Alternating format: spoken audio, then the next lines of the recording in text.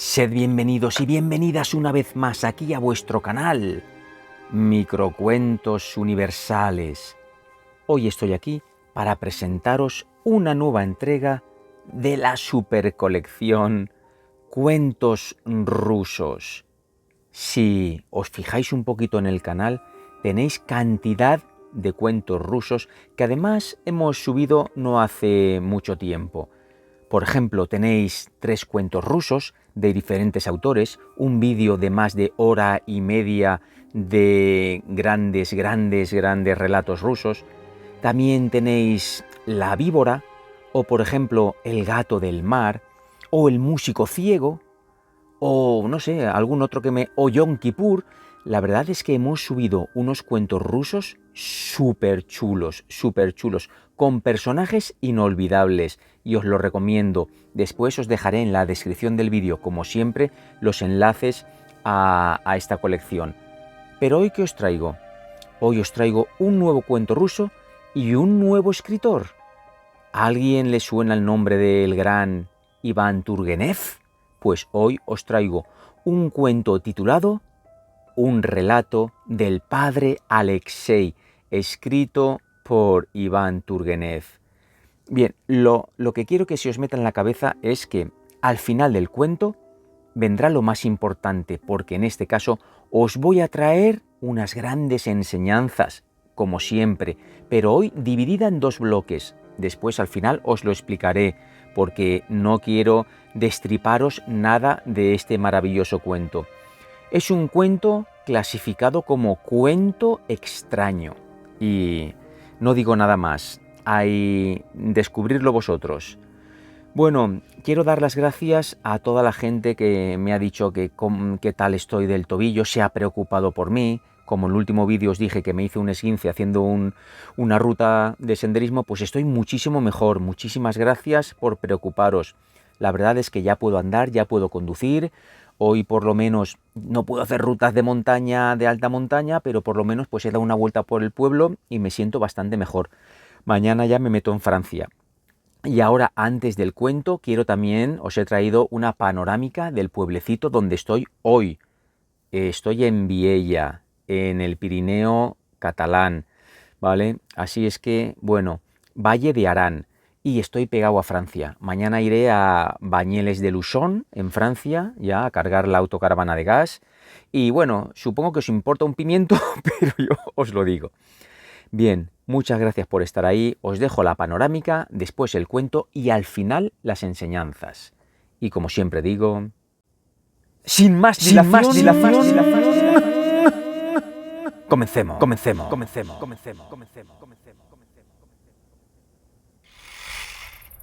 Nueva panorámica que os traigo para mis oyentes de Microcuentos Universales, aquí y ahora, en Viella. Bueno, estoy realmente arriba en el pueblecito de Uasac, y ahí abajo está Viella, donde estoy alojado con mi autocaravana, por supuesto.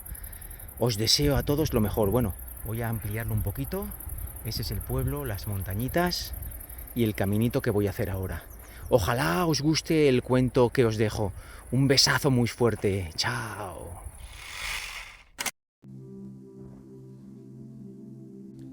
Un relato del padre Alexei. Hará unos 20 años tuve que recorrer, en calidad de inspector privado, todas las fincas de mi tía, que eran bastantes. Los curas párrocos a los que yo me consideraba obligado a presentarme resultaban muy parecidos unos a otros, como cortados por un mismo patrón. Por fin, y casi en la última de las fincas recorridas, encontré a un cura distinto a sus cofrades.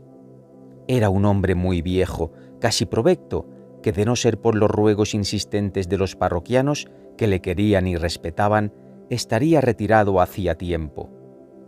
En el padre Alexei, así se llamaba el sacerdote, me sorprendieron 2 particularidades. La primera fue que él no solo no me pidió nada para sí, sino que expresó claramente que no necesitaba nada. Y la segunda fue que yo jamás había visto una cara con una expresión tan triste, tan abúlica, tan abatida. Los rasgos de aquella cara eran corrientes, de hombre de pueblo. la frente arrugada, los ojos grises y pequeños, la nariz abultada, una barba de chivo, la piel morena y atezada. Pero, ¡qué expresión! ¡Qué expresión! En la dolorida mirada sin brillo apenas quedaba un rescoldo de vida. La voz también era mortecina, también apagada. Yo caí enfermo y estuve varios días en cama. El padre Alexei venía por las noches a verme, no para conversar, sino para jugar al burro. Parecía que jugar a las cartas le entretenía aún más que a mí.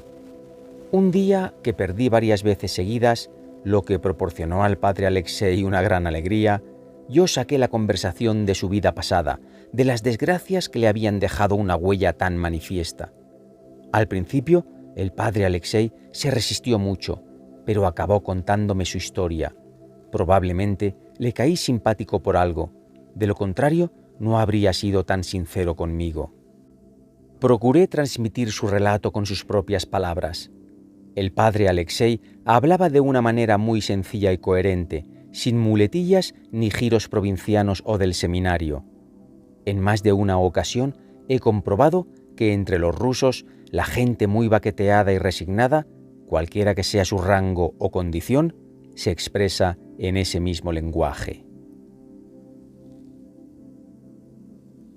Yo tenía una esposa buena y seria, comenzó. La quería con toda mi alma y tuve con ella 8 hijos, pero casi todos murieron de corta edad. Uno de mis hijos llegó a arzobispo y falleció no hace mucho en su diócesis. Le voy a hablar ahora de otro hijo que se llamaba Yakov. Le mandé a un seminario, a la ciudad de T, y pronto comencé a recibir noticias muy halagüeñas de él. Iba el primero en todas las asignaturas.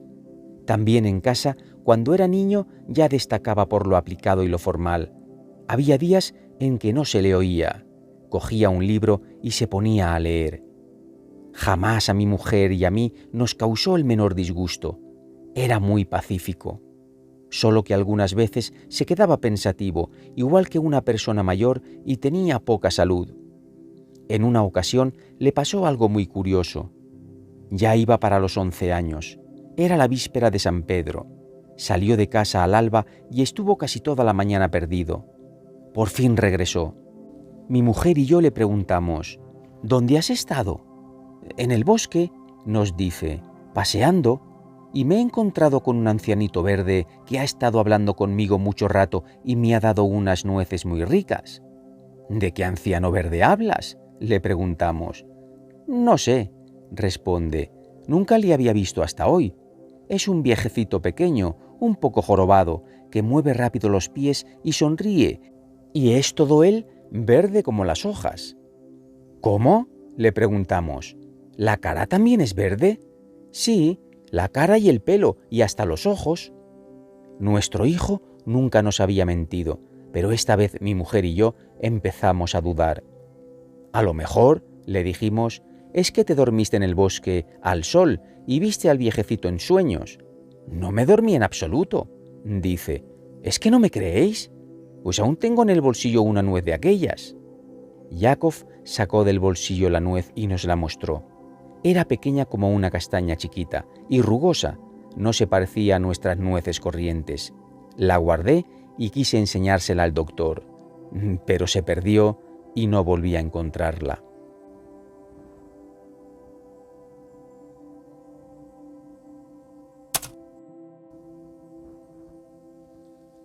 Bueno, pues le enviamos al seminario, como ya le decía, y nos alegraban sus éxitos. Mi mujer y yo esperábamos que saliera de allí hecho un hombre. Cuando venía a casa de vacaciones, daba gusto verle.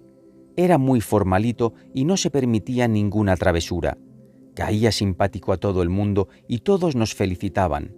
Únicamente que era muy delgado de cuerpo y paliducho de cara. Cuando cumplió los 18 años y estaba a punto de terminar los estudios, recibimos de pronto una carta de él. En ella nos decía: «Padre y madre, no os enfadéis conmigo y dejad que me pase a la vida civil. La carrera eclesiástica no me atrae. Tengo miedo a la responsabilidad y temo pecar porque en mi interior surgen dudas. Sin vuestro permiso paterno y vuestra bendición, no me atrevería nunca, Pero os diré una cosa, tengo miedo de mí mismo porque he empezado a pensar mucho. Debo decirle, señor mío, que aquella carta me produjo mucha tristeza. Sentí como si una jabalina me traspasara el corazón al ver que no tenía heredero para mi puesto. Nuestro hijo mayor era monje y éste quería abandonar su condición. Tanto mayor era mi tristeza porque hacía ya casi 200 años que nuestra parroquia la llevaban curas de nuestra familia. Sin embargo, pensé que no se podía andar contra la corriente. Por lo visto, ese era su destino. El que empieza a dudar no será buen pastor. Consulté el caso con mi mujer y en la carta le dije así, más o menos: Jacob, hijo mío, piénsalo bien, ándate con pies de plomo. En la vida civil el trabajo es muy difícil, pasas frío y hambre, y además los de nuestra condición no están bien mirados.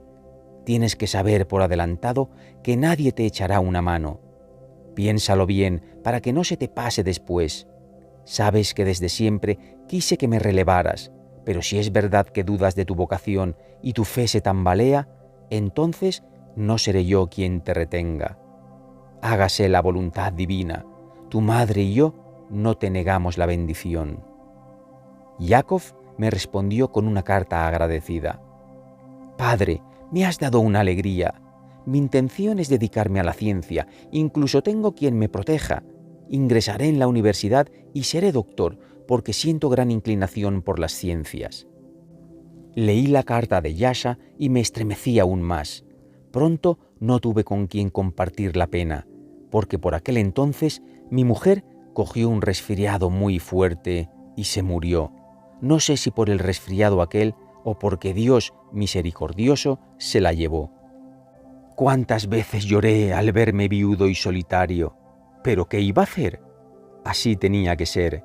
Aunque hubiese querido hundirme en la tierra, esta es dura y no se abre. Mientras yo esperaba a mi hijo porque me había anunciado: antes de irme a Moscú pasaré por casa. Efectivamente, llegó a la casa paterna, pero estuvo aquí muy poco, como si tuviera mucha prisa. Parecía que si pudiera se iría volando a Moscú, a la universidad de sus amores. Le estuve preguntando sobre sus dudas y sobre las posibles causas, pero no me dio muchas razones. Se le había metido la idea en la cabeza y se acabó. Decía que quería ayudar al prójimo. Bueno, se fue de aquí casi sin dinero. Imagínese, solo se llevó algo de ropa. Es que tenía mucha confianza en sí, y no sin razón.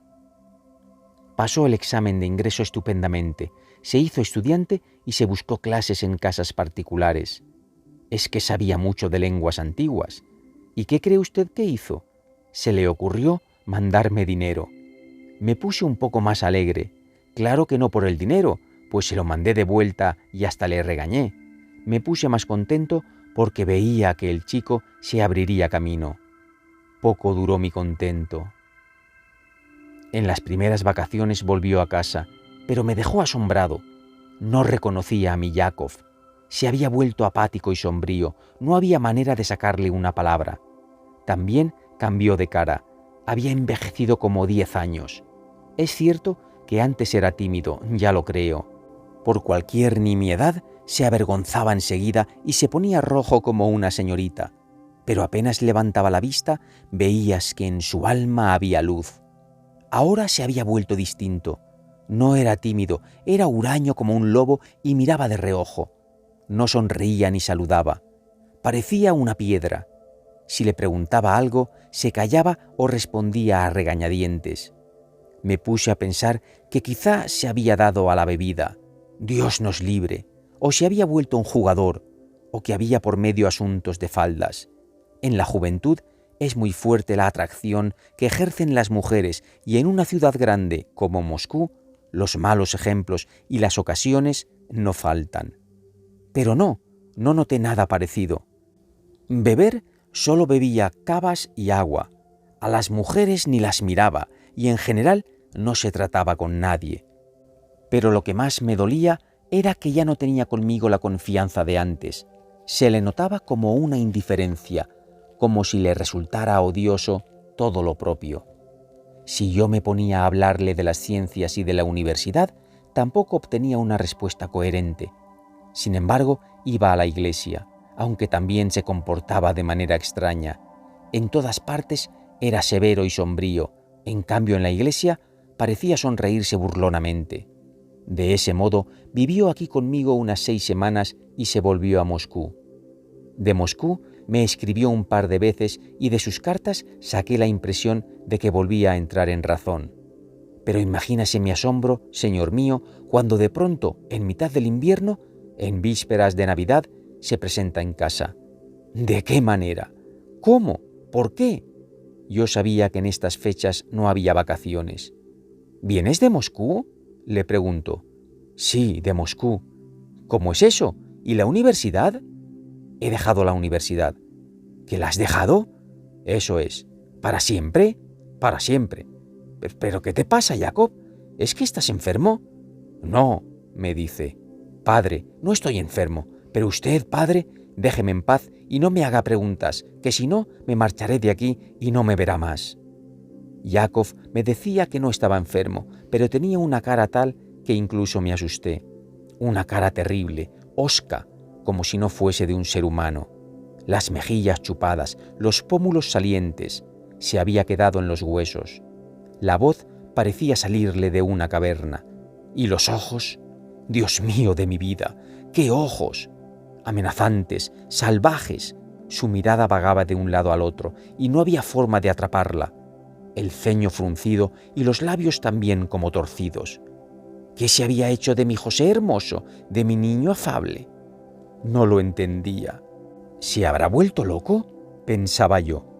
Se movía como un fantasma, de noche no dormía y de pronto clavaba la mirada en un rincón y se quedaba rígido. Daba miedo. Aunque me había amenazado con irse de casa si no le dejaba en paz, yo era su padre. ¿Podía estar callado cuando se derrumbaba mi última esperanza?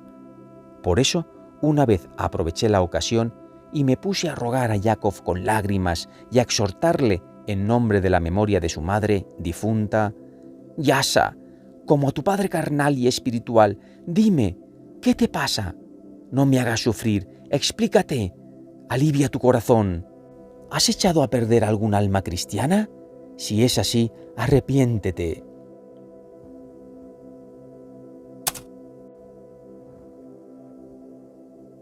«Padre», me dice de pronto, ya era de noche, «me has conmovido y te diré toda la verdad.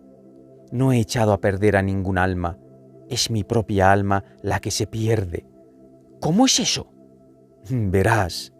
Aquí Jacob por primera vez me miró a los ojos.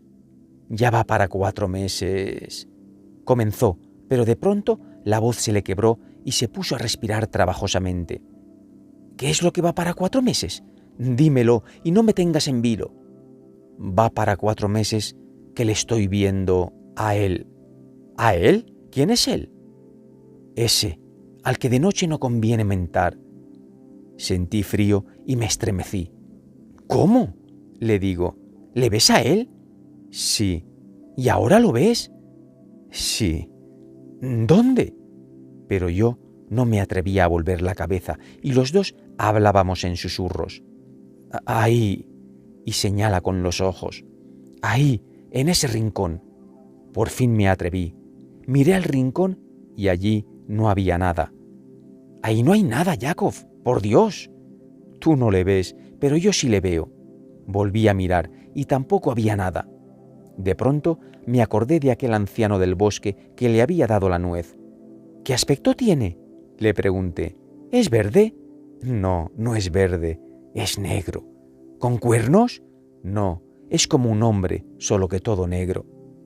Después de decir eso, Jacob hizo una mueca enseñando los dientes, empalideció como un muerto y atemorizado se arrimó a mí. Los ojos parecían a punto de salírsele de las órbitas y no cesaba de mirar al rincón. «Eso que se te antoja es una sombra», le digo. «Eso es la mancha de una sombra y tú lo tomas por una persona». Ni por asomo, le veo los ojos. Mira cómo mueve el blanco de los ojos, mira cómo levanta la mano llamándome. «Jacob, Jacob, procura rezar y desaparecerá la visión. Dios resucitará y él se desvanecerá». He probado, me dice, pero no da resultado. Espera, espera, Yakov, no te desanimes. Yo echaré incienso, rezaré una plegaria y rociaré agua bendita a tu alrededor. Yakov hizo un gesto con la mano. No creo en tu incienso ni en el agua bendita. Eso no tiene fuerza ninguna. Yo ya no podré deshacerme de él. Este verano, en un día maldito, llegó hasta aquí y desde entonces es mi huésped sempiterno y no hay forma de echarlo. Entérate de esto, padre, no te vuelvas a asombrar de mi comportamiento y no me hagas sufrir. ¿Qué día fue el que llegó hasta ti?, le pregunté mientras le santiguaba. ¿No sería el día que me escribías sobre tus dudas? Yakov me apartó la mano. Déjame, me dice. Padre, no me hagas enfadar, que será peor. No me costaría mucho acabar con mi vida. ¿Puede usted imaginarse, señor mío, con qué ánimos escuché yo aquello? Recuerdo que me pasé la noche llorando. ¿Por qué, Dios mío, merecí tu ira?, pensaba yo.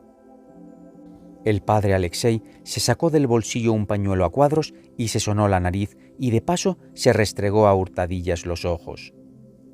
Comenzó para nosotros una vida difícil, continuó. Yo solo pensaba, ¿y si se le ocurre escapar? Oh, no lo quiera Dios, ¿de verdad decidiera quitarse de en medio? Yo vigilaba cada paso que daba, pero no me atrevía a entrar en conversación con él. Entonces, aquí cerca vivía la viuda de un coronel, una tal Marfa Savishna. Yo la respetaba mucho porque era una mujer razonable y tranquila, pese a que era joven y de buen ver. La visitaba con frecuencia y ella no despreciaba a los de mi condición. Un día, sin saber ya qué inventar, de dolor y de tristeza, se lo conté todo. Al principio se asustó mucho e incluso se quedó toda turbada, pero después empezó a cavilar. Se pasó un buen rato sentada en silencio y después dijo que quería ver a mi hijo y hablar con él. Me di cuenta que debía cumplir su voluntad porque en este caso no la movía la curiosidad femenina, sino otra cosa. Volví a casa y empecé a convencer a Yakov. «Ven conmigo a casa de la señora coronela», le dije. Él se enfadó. ¿Y cómo gesticulaba? «No voy», dice, «por nada del mundo. ¿De qué voy a hablar con ella?» Incluso me chilló. Sin embargo, terminé por convencerle. Aparejé el trineo y le llevé a casa de Marfa Savishna, y tal como quedamos, le dejé a solas con ella. Yo mismo me asombré de que él accediera tan pronto. En fin, ya se vería. A las 3 o 4 horas regresa mi Yakov. «¿Qué?», le pregunto. «¿Qué tal te ha parecido nuestra vecina?» No me responde nada. Vuelvo a preguntarle. «Es una señora de muy buen corazón», le digo. «Seguramente ha estado cariñosa contigo». «Sí», dice, «no es como los demás». Me pareció que se había suavizado un poco y me decidí a preguntarle, «¿Y de las visiones qué hay?» Yakov me lanzó una mirada, como si me diera un latigazo, y tampoco dijo nada. No le molesté más. Salí de la habitación y al cabo de 1 hora me acerqué a la puerta y miré por el agujero de la cerradura. ¿Qué se cree usted? Mi Yasa dormía, se había acostado en la cama y se había quedado dormido. Me santigué varias veces para que Dios colmara de bendiciones a Marfa Savishna. Por lo visto, aquella bondadosa mujer había llegado al corazón endurecido de mi hijo.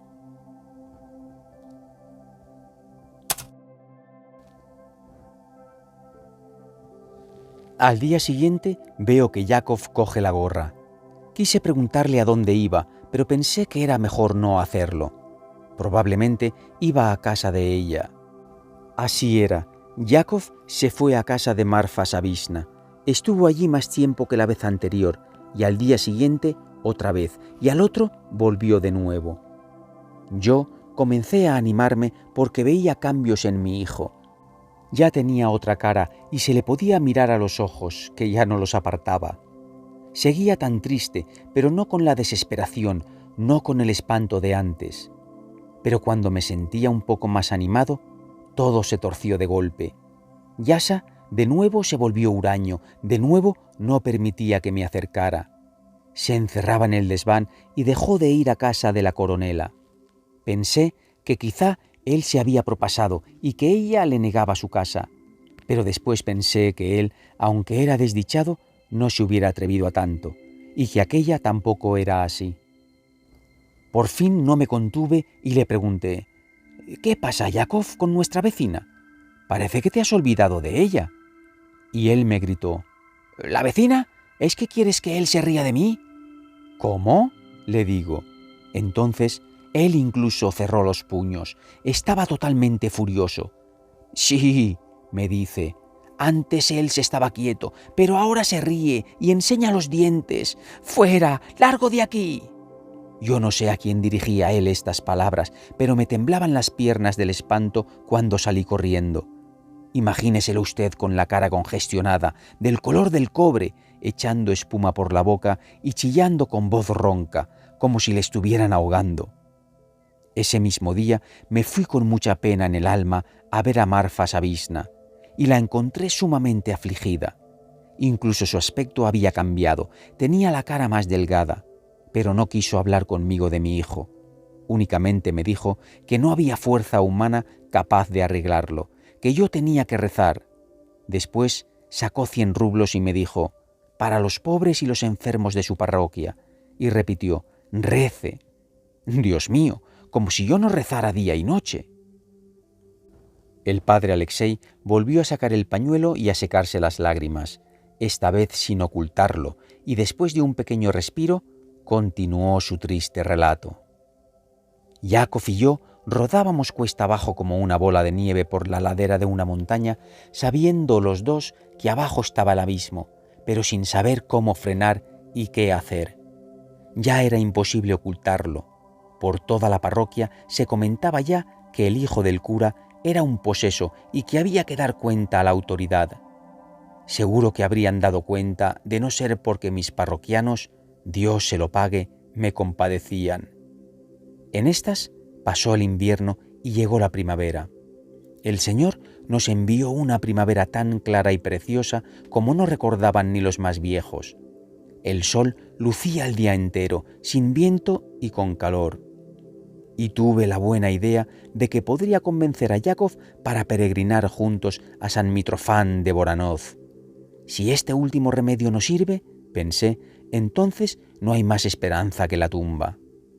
Una tarde estaba yo sentado a la puerta de la casa, viendo cómo se encendía el ocaso en el cielo.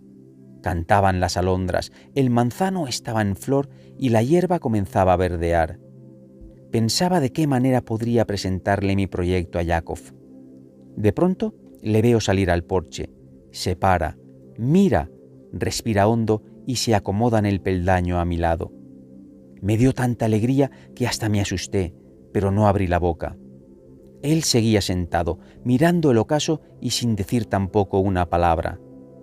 Me pareció que estaba conmovido. Se le borraron las arrugas de la frente e incluso los ojos se le hicieron más claros. Parecía a punto de romper a llorar. Al ver aquel cambio en él, yo, dispense, me atreví a decirle: «Yakov, escúchame y no te enfades». Y le conté mis intenciones, que los dos nos fuéramos de peregrinación a San Mitrofán. De nuestro pueblo a Voronov habrá unas 150 verstas. Y le dije que pensara en lo agradable que sería para los dos levantarnos antes del alba con el fresquito primaveral y caminar entre la hierba verde por el camino real.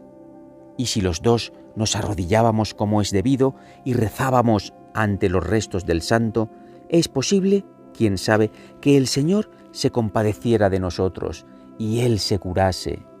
De esos casos había muchos ejemplos. Imagínese usted, señor mío, mi alegría cuando Yakov dijo, sin volver la cabeza y mirando al cielo: «De acuerdo, vamos». Me dejó pasmado. «Amigo mío», le digo, «querido, qué feliz me haces». Y él me pregunta: «¿Cuándo salimos?». «Mañana mismo», le contesto. Y al día siguiente salimos, cogimos el morral y, cayado en mano, nos pusimos en camino.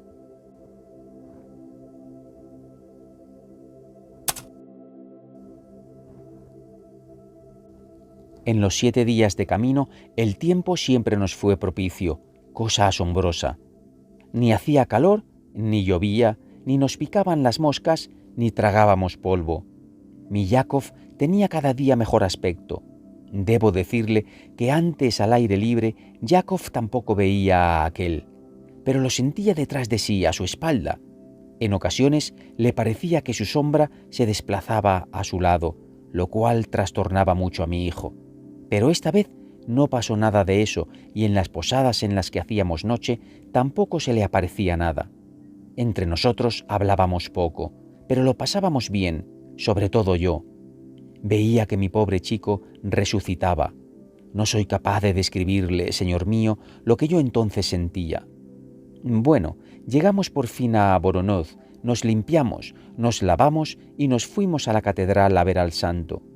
Nos pasamos 3 días casi sin salir del templo. Cuánto rezamos, cuántas velas pusimos. Todo iba bien, todo era hermoso. Los días los dedicábamos a la oración y las noches eran serenas.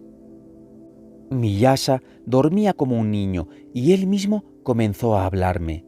A veces me preguntaba: «Padre, ¿no ves nada?», y sonreía. Yo le contestaba: «No veo nada». «Yo tampoco veo nada», me decía. ¿Qué más se podía pedir? Mi agradecimiento al santo no tenía límites. Pasaron 3 días y le digo a Yakov: «Bueno, ahora, hijo, todo se ha arreglado y estamos de fiesta. Solo te falta una cosa, confesar y comulgar, y así volverás a casa en paz con Dios. Allí descansarás como es debido, trabajarás un poco para recobrar fuerzas y luego podremos hacer gestiones para encontrarte un empleo o algo así. Marfa Savisna quizá nos ayude en esto». «No», dice Yakov, «¿para qué vamos a molestarla? Pero eso sí, le llevaré un anillo de la mano de San Mitrofan». Yo me envalentoné del todo. «Cuidado», le digo, «llévale uno de plata y no de oro, de los de boda». Mi Jacob se puso colorado y solo repitió que no había que molestarla, aunque accedió inmediatamente a todo. Al día siguiente entramos en la iglesia. Mi Jacob se confesó. Antes ya había rezado con mucho fervor y se acercó al comulgatorio. Yo estaba un poco apartado y me parecía flotar en el aire. Los ángeles en el cielo no se sienten más felices. En eso que miro, ¿y qué ocurre? Mi Yakov ha tomado el pan de la comunión, pero veo que no bebe el vino. Está de espaldas a mí. Me acerco y le pregunto: «Yasa, ¿qué haces aquí parado?». De pronto se volvió hacia mí. Créame, di un salto atrás, a tal punto me asusté. No era la primera vez que le veía furibundo, pero ahora su cara era la de una fiera, horrible. Estaba pálido como la muerte, con el pelo erizado y los ojos bizqueantes. Me asusté tanto que perdí el habla. Quería decir algo, pero no podía. Me había quedado rígido. Se lanzó fuera de la iglesia y yo detrás de él. Se dirigió a la posada donde nos hospedábamos, cargó el morral al hombro y salió. «¿A dónde vas?», le grito. «Yakov, ¿qué te pasa? Espera un momento». Pero Yakov ni siquiera me contestó. Echó a correr como un galgo y no pude alcanzarle. Desapareció. Me di la vuelta y alquilé un carro. No paraba de temblar y no podía decir más que: «Dios mío, Dios mío». No entendía nada. ¿Qué había ocurrido? Tomé el camino de casa pensando que probablemente él iba hacia allí. Efectivamente, a unas 6 verstas de la ciudad le vi marchando por el camino real. Le alcancé, bajé del carro y me dirigí a él. «Yasa, Yasa». Se paró, volvió hacia mí la cara, pero con los ojos clavados en el suelo y los labios apretados. Por mucho que le dije, siguió parado como una estatua y solo se le notaba la respiración. Finalmente se puso de nuevo en marcha camino adelante. Yo no tenía más remedio que seguirle. No se imagina usted, señor mío, qué travesía fue aquella. Tan alegre como fue la ida a Voronezh, así de horrible fue la vuelta. Cuando yo le decía algo, él giraba la cabeza y rechinaba los dientes como un tigre o una hiena. Sigo sin comprender cómo no me volví loco. Finalmente, una noche que paramos en una pobre isba campesina, mientras él estaba sentado en el catre, con las piernas colgando y mirando receloso a todos lados, yo me puse de rodillas ante él, rompí a llorar y le dirigí esta amarga súplica. «No mates a tu viejo padre, no hagas que me desespere, dime, ¿qué te pasó?» Me miró fijamente, como si le costara apercibirse de quién estaba ante él, y de pronto comenzó a hablar, con una voz que aún resuena en mis oídos. «Escucha, padre», me dice, «¿quieres saber toda la verdad? Aquí la tienes. Como recordarás, fui a comulgar y aún tenía la hostia en la boca, cuando él, de pronto, en la iglesia y en pleno día, surgió ante mí como salido del suelo y me susurró. Antes nunca me había dicho nada. Me susurró, «Escúpela y restrégala».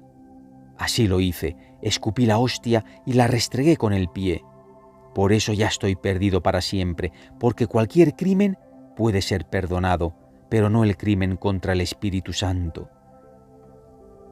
Dichas estas terribles palabras, mi hijo se acostó en el catre y yo me senté en el suelo de la isba. Las piernas me flaqueaban. El padre Alexei cayó por un instante y se tapó los ojos con la mano. «Pero», prosiguió, «¿para qué cansarle más a usted y a mí mismo? Llegamos mi hijo y yo como pudimos a casa y poco después él empezó a extinguirse. Y me quedé sin mi Yakov. Antes de morir pasó varios días sin comer ni beber, yendo de un lado para otro de la habitación y repitiendo que su pecado no tenía perdón, pero a él no lo volvió a ver más. «Claro», dijo Yasa, «una vez que ha perdido mi alma, ¿qué necesidad tiene de volver?» En cuanto Yakov se metió en cama, perdió inmediatamente el conocimiento, y así, sin confesarse, como un gusano sin sentido, pasó de esta vida a la vida eterna. No quiero creer que Dios le juzgase con toda su severidad. Y no quiero creerlo, mire usted, porque cuando yacía en el ataúd estaba muy hermoso, como rejuvenecido, parecido al Yakov de otros tiempos. Tenía la cara tranquila, pura, el pelo rizado y una sonrisa en los labios. Marfa Savisna vino a verle y dijo lo mismo. Ella le cubrió de flores y también le puso flores en el corazón y le hizo colocar a sus expensas una lápida mortuoria. Y yo me quedé solo. Por eso, Señor mío, ha advertido usted en mi cara esa tristeza inmensa. No se me pasará nunca, es imposible. Quise decirle al padre Alexei unas palabras de consuelo, pero no encontré esas palabras. Poco tiempo después nos despedimos.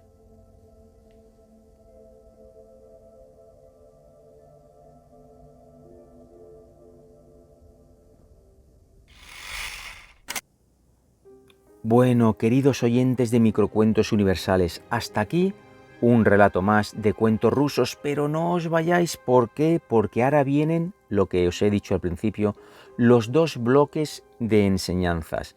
Primer bloque. En el primer bloque traeré 4 enseñanzas que tienen que ver acerca de la visión del demonio, lo que simboliza la visión que tiene el hijo del padre Alexei del demonio. Y en el segundo bloque, pues serán las enseñanzas que nos deja la relación entre padre e hijo, ¿vale? Pues nada, vamos a empezar.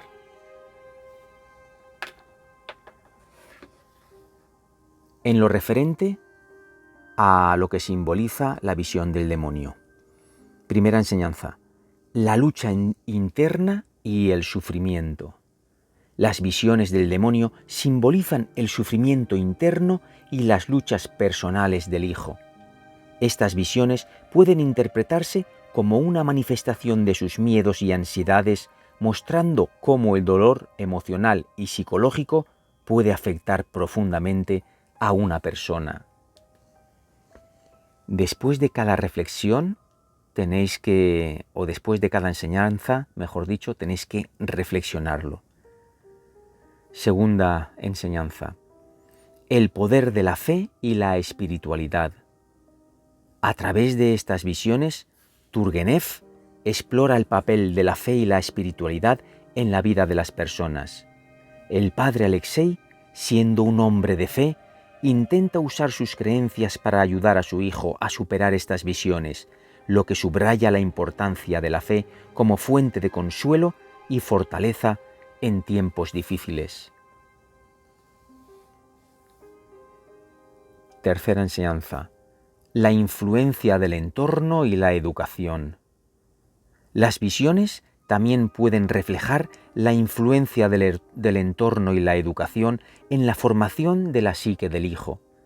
La manera en que el padre Alexei maneja estas visiones y apoya a su hijo muestra la importancia de un entorno comprensivo y amoroso para enfrentar y superar los desafíos mentales y emocionales.